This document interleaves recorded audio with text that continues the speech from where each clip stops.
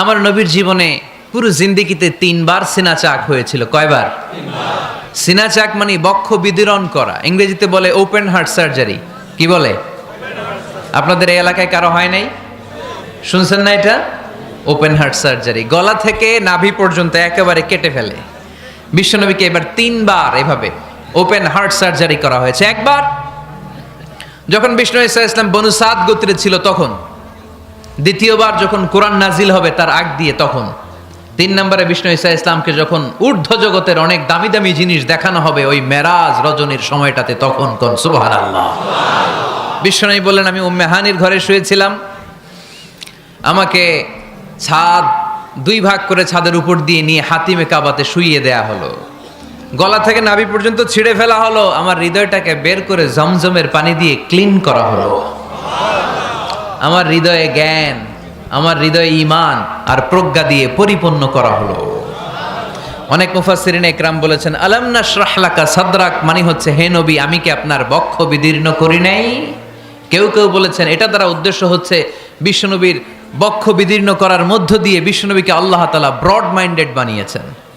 সুবহানাল্লাহ পড়েন। বিশ্বনবী কি ন্যারো মাইন্ডেড ছিলেন? কি ছিলেন? জোরে বলেন, আরো জোরে। ব্রড মাইন্ডেড, উদার, আকাশের মতো বিশাল, সাগরের মতো বিশাল, পাহাড়ের মতো সুউচ্চ ছিল বিশ্বনবীর হৃদয়, ঠিক কিনা? শুধু মুমিনদের জন্যই বিশ্বনবীর হৃদয়ে মায়া ছিল না, কাফেরদের জন্য মায়া ছিল। সুবহানাল্লাহ পড়েন। রাহমাতাল লিল আলামিন, আমার নবী কি ছিল? সবাই বলেন, ওমা আরসালনাকা ইল্লা রাহমাতাল লিল আলামিন। I have sent you as a mercy for the entire universe. নবী হে, আমি আপনাকে গোটা বিশ্বের সবার জন্য রহমত করে প্রেরণ করেছি। রাহমাতাল লিল আলামিন, আল্লাহ এখানে চাইলে বলতে পারতেন রাহমাতাল লিল মুসলিমিন, নবী আপনি শুধু মুসলিমদের জন্য রহমত, এটা বলছে? নবী আপনি শুধু মুত্তাকিদের জন্য রহমত, বলছে? চাইলে বলতে পারতেন নবী আপনি শুধু রাহমাতাল লিল মুসল্লিন, যারা মসজিদে যায় মুসল্লি নামাজ পড়ে তাদের জন্য রহমত, বলেছে? কি বলছে? রাহমাতাল লিল আলামিন, I have sent you as a mercy for the entire universe, গোটা বিশ্বের জন্য আপনি রহমত। সুবহানাল্লাহ পড়েন। সবার জন্য রহমত, সবার জন্য হৃদয় দিল দরিয়া। এজন্য তিনি ছিলেন ব্রড মাইন্ডেড, কখনো মানুষের ক্ষতি করতে চাইতেন না। এমনকি যুদ্ধের ময়দানে যেখানে আপনি প্রতিপক্ষকে আঘাত করবেন সেখানেও বিশ্বনবী ক্ষয়ক্ষতিকে মিনিমাইজ করার ট্রাই করতেন।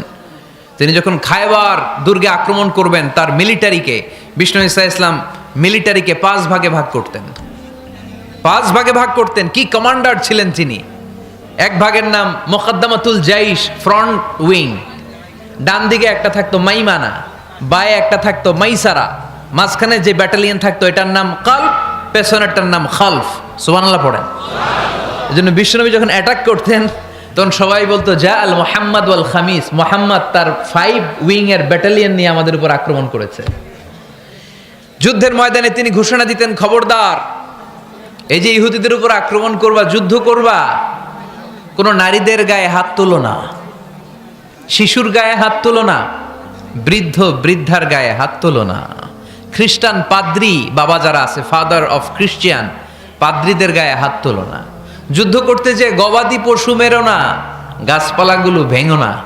সুবহানাল্লাহ কইতে মনে চায় না? গেছে যুদ্ধ করতে, গেছে কি, কিন্তু ক্ষয়ক্ষতি মিনিমাইজ করার জন্য কি চেষ্টা করতেন! কি রহমতের নবী! সবাইকে সম্মান করতেন, সবাইকে মানুষ হিসেবে দেখতেন। আমরা ভাগ করে ফেলি, আমরা দেখা মাত্রই যদি দেখি মাথায় টুপি আর দাড়ি, তখনই ভাবা শুরু করি এটা কার মুরিদ? ঠিক সরসিনার মুরিদ, না চরমনায়ের মুরিদ, না আটরশির মুরিদ, না অমুক জায়গার মুরিদ। অথবা আমরা বলতে শুরু করি কি জামাত করে, না খেলাফত মজলিস করে, না ইসলামী আন্দোলন করে, না তাবলীগ করে। ভাগাভাগি আছে না নাই? কিন্তু আমরা তাকে মানুষ হিসেবে দেখি না। আগে দেখতে হবে মানুষ। আপনার চোখ দিয়ে যা দেখবেন এগুলো মানুষ, এগুলো সবাই মানুষ। বিশ্বনবী মানুষ হিসেবে সবাইকে ট্রিট করতেন। সাহাবাদেরকে নিয়ে বিশ্বনবী বসে আছেন, একটা লাশ নিয়ে যাওয়া হচ্ছে, লাশ দেখে বিশ্বনবী দাঁড়িয়ে গেলেন। সাহাবারা বললেন, ইয়া রাসূলুল্লাহ আপনি দাঁড়ালেন যে? ইন্নাহু ইয়াহুদি, এটা ইহুদির লাশ। ইন্নাহু ইয়াহুদি, এটা তো ইহুদির লাশ, বসেন। দাঁড়াইলেন যে? বিষ্ণু বললেন আওয়ালাইসাত নাফসান, এটা কি মানুষ না? সুবহানাল্লাহ পড়বেন না? আওয়ালাইসাত নাফসান, হোক না ইহুদি, হোক না খ্রিস্টান, হোক না আস্তিক আর নাস্তিক, এটা কি মানুষ নয়? সে মানুষ। সবার উপরে মানুষ সত্য, তাহার উপরে নাই। মাখলুকাতের মধ্যে সবচাইতে বেশি শ্রেষ্ঠতম হচ্ছে মানুষ। বিশ্বনবী সবাইকে মানুষ হিসেবে ট্রিট করতেন। এজন্য বিশ্বনবী হচ্ছেন সবচেয়ে বেশি ব্রড মাইন্ডেড, মানে খোলা মনের, বড় মনের, দিল দরিয়া, ন্যারো মাইন্ডেড ছিলেন না। আমরা ন্যারো মাইন্ডেড, আমরা অল্পতে ঝগড়া বাঁধিয়ে দেই, আমরা অল্পতে অন্যকে গালমন্দ করি, আমরা অল্পতে ভাগাভাগি করি। ভাগাভাগি করবেন না, সহজ করে ইসলামকে উপস্থাপন করুন। আর দিন ও ইউসরুন লা উসরা ফি। আমার প্রিয় ফরিদপুরের ভাইয়েরা, দিন সহজ, এটার মধ্যে কাঠিন্যতা নাই। আমরা এটারে কঠিন বানাইছি। আমি প্রায় বিভিন্ন মাহফিলে বলি যে আল্লাহ ছাড় দেয় কিন্তু মাওলানা ছাড় দেয় না। আছে না নাই? আল্লাহ ঠিকই ছেড়ে দিয়েছে, মৌলবী ছাড় দেয় না। বিশ্বনবী সাহাবাদেরকে নিয়ে বসা এক বেদুইন এসে মসজিদের ভিতরে উট ঢুকায় দিছে, মসজিদে নববীতে, আর মসজিদের মাঝখানে বসে পেশাব করা শুরু করে দিস। আপনাদের এখানে ফরিদপুরের সবচেয়ে বড় মসজিদ কোনটা? কি নাম? এই কেন্দ্রীয় জামে মসজিদের ভিতরে যদি এক হিন্দু ঢুকে পেশাব শুরু করে কি করবেন? হ্যাঁ, ওই কয় কোবায়ালামু। তো আবেগে ওরে পিটানো শুরু করবে সবাই। সাহাবারাও তাই শুরু করলেন, মারতে উদ্ধত হলেন। বিষ্ণু বললেন এই রাখো রাখো, ওরে পেশাব করতে দাও, পেশাব করতে দাও। এর কারণ কেউ যখন ইউরিন পাস করে, স্টুল পাস করে, তখন এটা তাকে ধীরে সুস্থে করতে দিতে হয়। এজন্য টয়লেটে কেউ ঢুকলে জোরে বাড়ি দিবেন না। চাইলে খবর আছে, কাশি দিবেন, যে একটু কাশি দিবেন এরকম, হ্যাঁ, তো এরকম কাশি দিবেন। অথবা পায়চারি করবেন। যদি পায়চারি করেন তাহলে সে বুঝবে সামওয়ান ইজ ওয়েটিং আউটসাইড, সামনে একজন ওয়েটিং করতেছে বাইরে, আমাকে বেরোতে হবে। কিন্তু আপনি যদি ওরা ডাক দেন কুদ্দুস রে,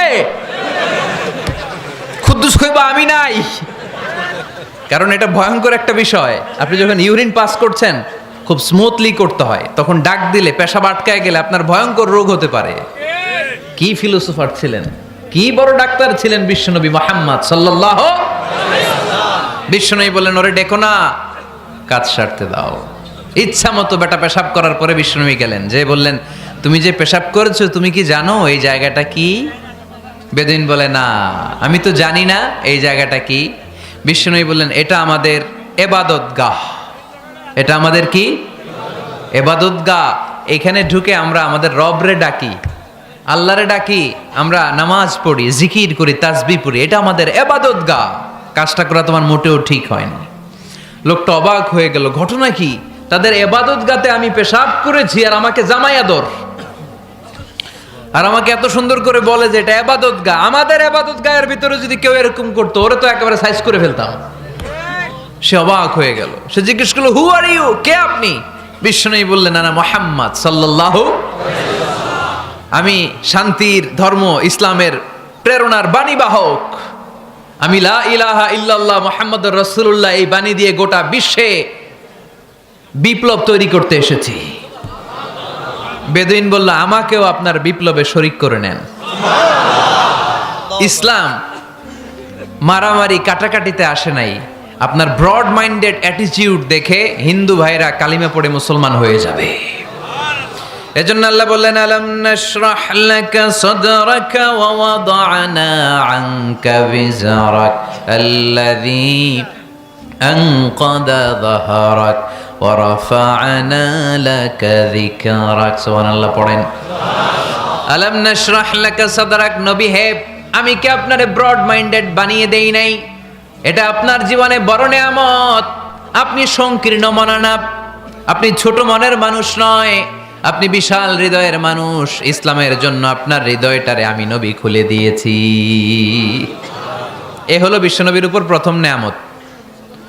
2 নম্বরে আল্লাহ বললেন ওয়া ওয়াদা'না আনকা বিজরাকাল্লাযী আনকাদা যাহরাক, নবী হে আমি আপনার পিঠ থেকে বিশাল বোঝাটা নামিয়ে দিয়েছি।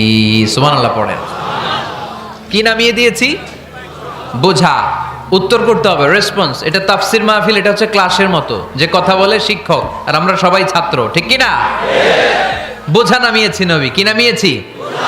তাফসিরে দুইটা এসেছে, ভিজরুন মানে বোঝা, ভিজরুল যাম পাপের বোঝা, আর একটা হচ্ছে ভিজরুল গাম চিন্তার বোঝা। বিশ্বনবীর কোনো পাপ নাই, বিশ্বনবীর সব কিছুকে মাফ করে দিয়েছে কে? লিয়াগফির লাকাল্লাহু মা তাকাদ্দামা মিন যামবিকা মা তাআখার। নবী আপনার আগেরও গুনাহ নাই, আপনার পরেরও গুনাহ নাই, আপনি নবী মাসুম, আপনার গুনাহ নাই, আপনি নিষ্পাপ।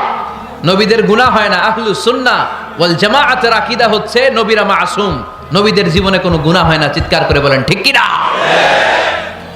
ও নবী, ওয়াদানা আনকা বিজরাক, আপনার এই বোঝা আমি নামিয়ে দিয়েছি। বিশ্বনবী ভাবতেন 40 বছর বয়সে আমি নবী হলাম, তার আগে যা করলাম আল্লাহ এটা কি করবে? আল্লাহ বলে, নবী আপনার আগের গুনাহ, পরের গুনাহ, গুনাহ বলতে কিছুই নাই, সবই মাফ, সব মাফ। তারপরেও আমার নবী বলতেন, আল্লাহে লা আস্তাগফিরুল্লাহ ওয়া আতুবু ফিল ইয়াউম আকসার মিন 70 মাররা। আমি এমন নবী যার কোনো গুনাহই নাই, আগের গুনাহও নাই, পরের গুনাহও নাই, তারপরেও আমি নবী প্রতিদিন 70 বারেরও বেশি তওবা আর ইস্তেগফার পড়ি। আমাদের জন্য শিক্ষা। তাহলে আল্লাহ বললেন, ওয়াদানা আনকা বিজরাক, পাপের বোঝা আমি নামিয়ে দিলাম। বিশ্বনবীর কোনো পাপ নাই, পাপ মুক্ত। তাফসিরে 2 নম্বরে এসেছে বিজরুল গাম, চিন্তার বোঝা। বিশ্বনবী সব সময় আমাদেরকে নিয়ে চিন্তা করতেন। কাকে নিয়ে চিন্তা? কথা বলেন। আমাদেরও চিন্তা আছে না নাই? কিসের চিন্তা? হ্যাঁ, টাকার চিন্তা।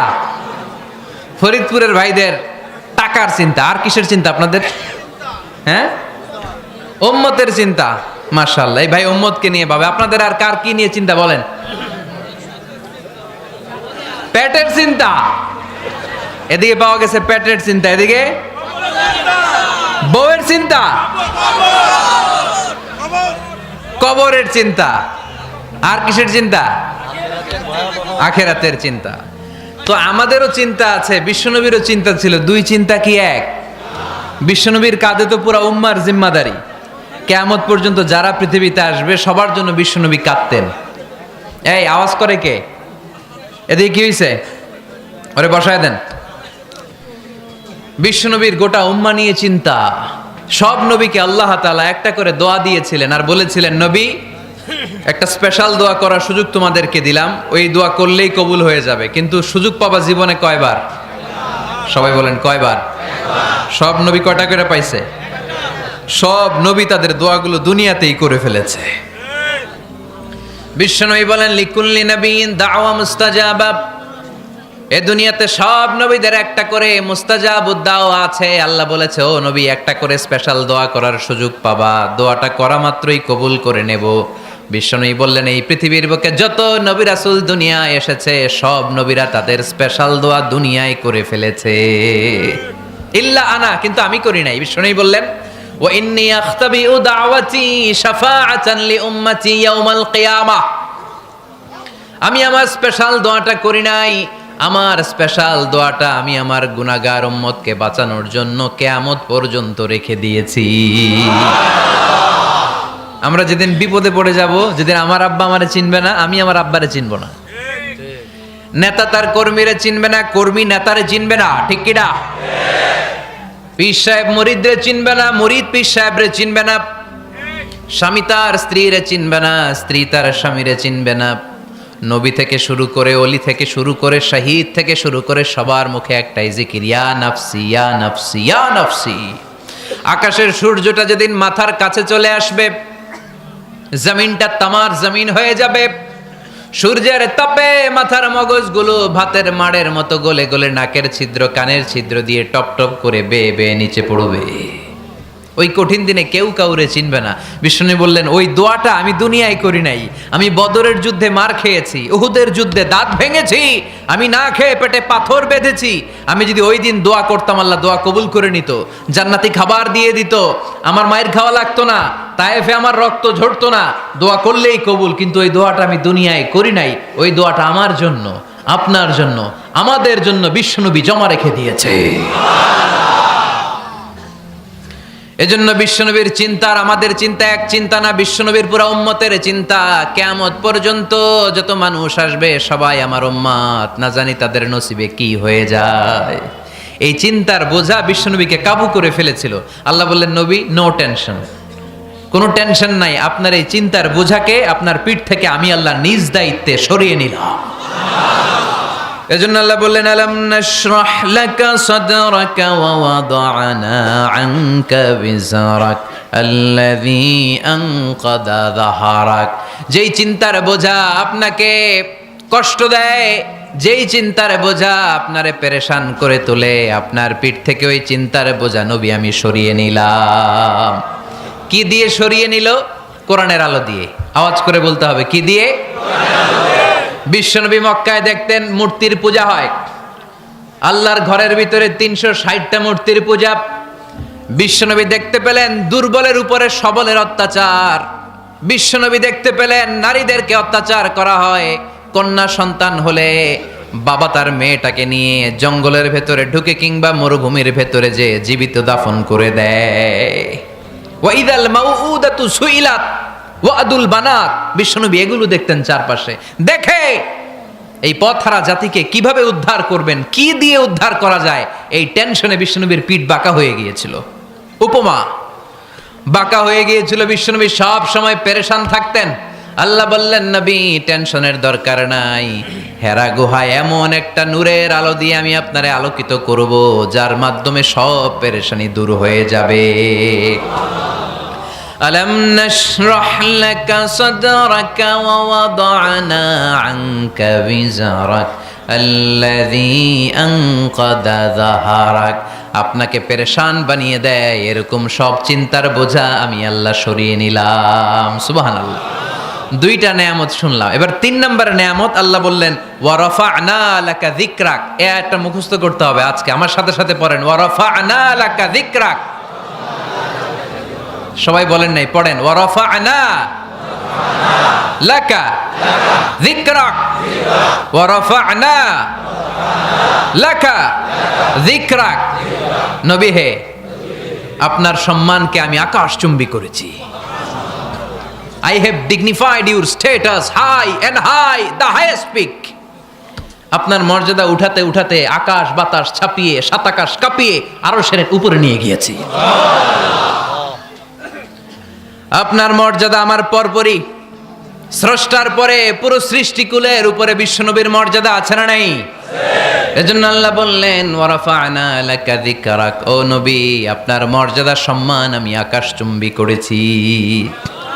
আপনার সুনাম সুখ্যাতি মান মর্যাদা আমি গোটা বিশ্বে ছড়াইয়া দেব। এ আয়াত যখন নাজিল হলো, কাফেররা হাসতে শুরু করলো। কাফেররা বলে, মোহাম্মদ বেটা বলে কি, ও জানে বাঁচবি কিনা ওইটাই তো সন্দেহ। আমরা যেই ষড়যন্ত্র পাকাচ্ছি, ও জানে বাঁচবি কিনা সে এটাই সন্দেহ, তার নাম গোটা বিশ্বে ছড়াবে কি করে আমরা দেখে নেব। আল্লাহ বলেন, তোরা আমার নবীর সুনাম সুখ্যাতি ছড়ানোর ব্যাপারে বাধা তৈরি করবি, তোরা আমার নবীর ব্যাপারে অপপ্রচার চালাবি, তোদের অপপ্রচারকেই আমি আমার নবীর প্রচার মাধ্যম বানিয়ে দেব। তোরা করবি অপপ্রচার।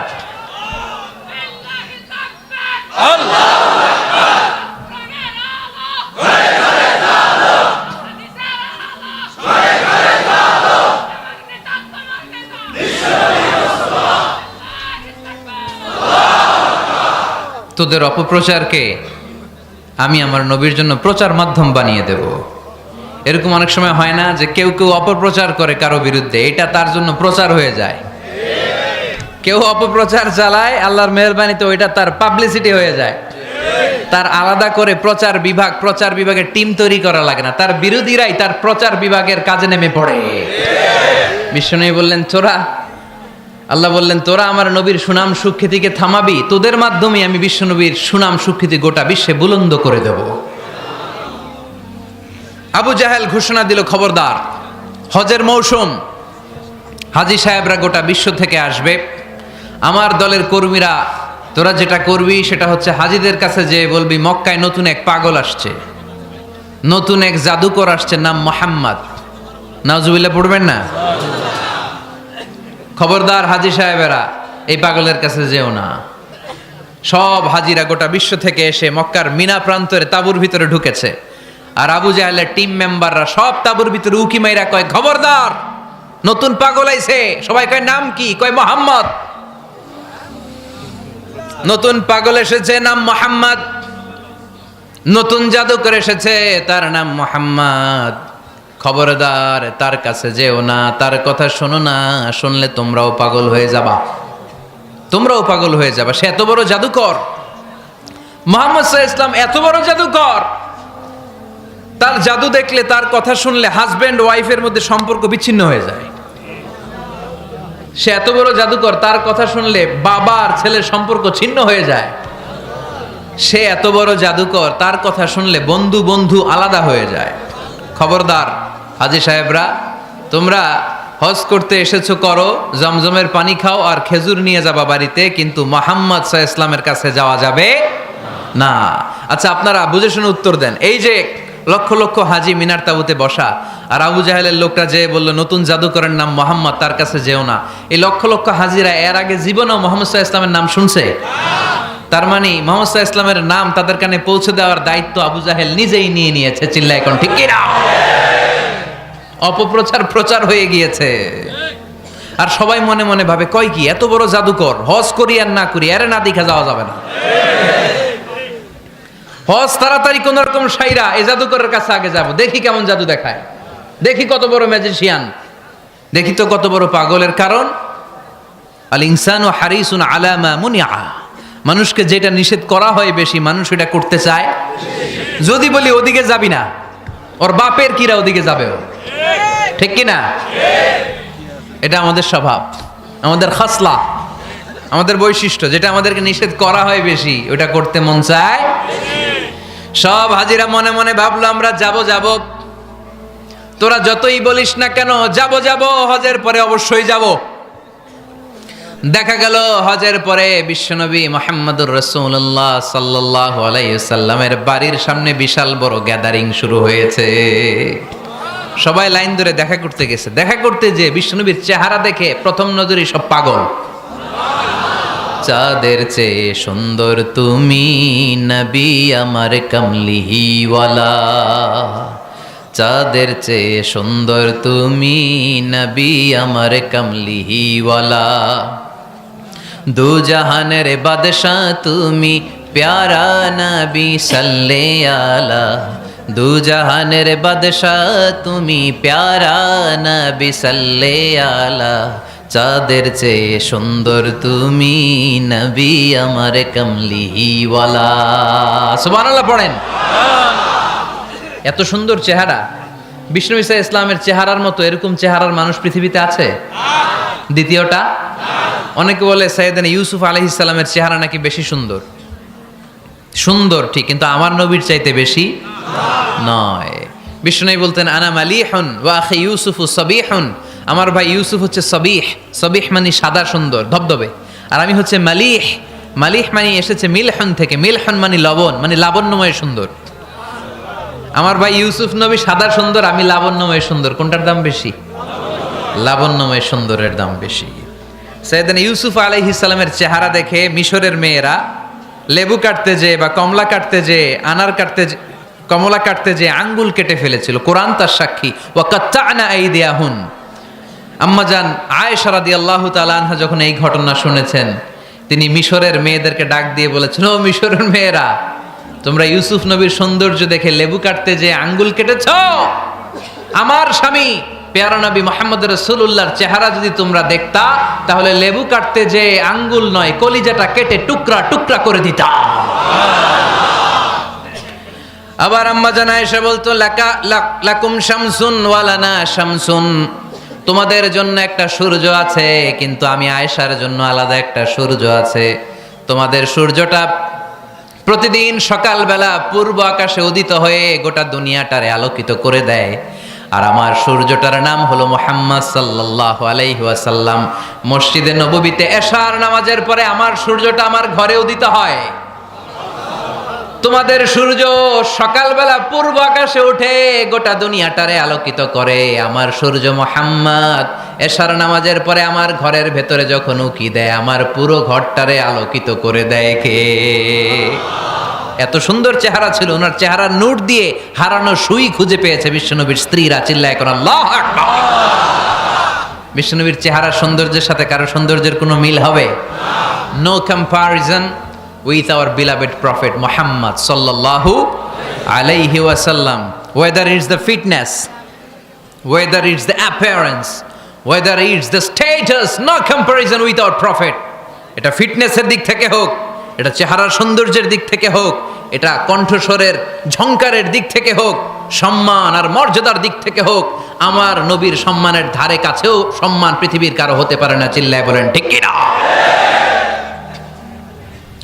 এজন্য আল্লাহ বললেন ওয়া রাফা'না লাকা যিকরাক, নবী আপনার সম্মান বাড়াতে বাড়াতে আমি আকাশচুম্বী করেছি। লোকজন সব যে বিশ্বনবীর দরবারে লাইন ধরেছে, হাজিরা সব বিশ্বনবীর কাছে যে চেহারা দেখেই কুপকাত, বাকি জিনিস তো পরে। অনেকে আছে না, চেহারা দেখলেই মানুষ পাগল হয়ে যায়, আছে না নাই? চেহারা দেখেই পাগল, চেহারা দেখেই পাগল। তারপর তারা মিলাতে লাগলো। মিনার তাবুতে আবু জাহেলের কর্মীরা ঘোষণা দিয়েছিল এলাকায় মুহাম্মদ নামে পাগল এসেছে। তারা মিলায়ে দেখে না, এই মহামানব কোনোদিন পাগল হতে পারে না, কারণ পাগলের চুলগুলো থাকে উস্কো খুস্কো, ঠিক কি না? আমার নবী সাল্লাল্লাহু আলাইহি ওয়াসাল্লামের চুল উস্কো খুস্কো ছিল? কত সুন্দর চুল আঁচড়ে রাখতেন, জাইতুনের তেল দিতেন, আতর ঢেলে মাথার শীতের মধ্যে ঢেলে দিতেন, কপাল বেয়ে বেয়ে পড়তো, আর যেখানে সেজদা দিতেন সেজদার জায়গায় আতরের ঘ্রাণে আমোদ হয়ে যেত। হাতের তালুতে পারফিউম মাখতেন, আর মানুষের সাথে মুসাফা করলে যার সাথে মুসাফা তার হাতের সাথে নবীর ব্যবহৃত পারফিউমের ঘ্রাণ ছুটে যেত। এত পরিচ্ছন্ন ছিলেন। তারা বিশ্বনবীর চেহারার সাথে আবু জাহেলের বক্তব্যের মিল খুঁজে পায় না। তারা বলে না, এই লোক কখনো পাগল হতে পারে না। পাগলের চুল থাকে উস্কো খুস্কো, জামা থাকে ছিঁড়া ফাড়া, গায়ের মধ্যে থাকে ময়লা। পাগল কখনো দাঁত মাজে না, কিন্তু বিশ্বনবীর মুচকি হাসির ফাঁক দিয়ে দাঁতের দিকে তাকালে মানুষগুলো সব পাগল হয়ে যায়। স্মাইল দিতেন বিশ্বনবী, স্মাইল, মুচকি হাসি, তাবাসসুম। বিশ্বনবীর মুচকি হাসি দেখলে মানুষ পাগল হয়ে যেত, পাগল পড়া হয়ে যেত। তারা বলে না না, এই মহামানব তো কখনো পাগল হতে পারে না। আবার মিলাতে লাগলো। আবু জাহেলের কর্মীরা বলেছিল এটা নাকি বড় জাদুকর, কিন্তু তারা বলে না না, এই অসাধারণ লোকটা জাদুকরও হতে পারে না, সে তো কোনো মন্ত্র পড়ে না। জাদু করার জন্য মন্ত্র পড়ার দরকার আছে না নাই? বিষ্ণুনবী কি মন্ত্র পড়তো? বিষ্ণুনবী কি পড়ে শোনাতো? চিল্লায় বলেন, কি পড়ে শোনাতো? কোরআন শোনাতো। এত সুন্দর কণ্ঠ ছিল বিশ্বনবীর, পাগল হয়ে যেত মানুষ শুনতে শুনতে, পাগল পড়া হয়ে যেত, বিমুগ্ধ হয়ে যেত। তারা সবাই বলতে আরম্ভ করলো, আবু জাহেল তুমি মিথ্যাবাদী, তবে তোমাকে ধন্যবাদ এরকম একটা মানুষের সাথে পরিচয় করিয়ে দেওয়ার জন্য। সুবহানাল্লাহ কইলেন না?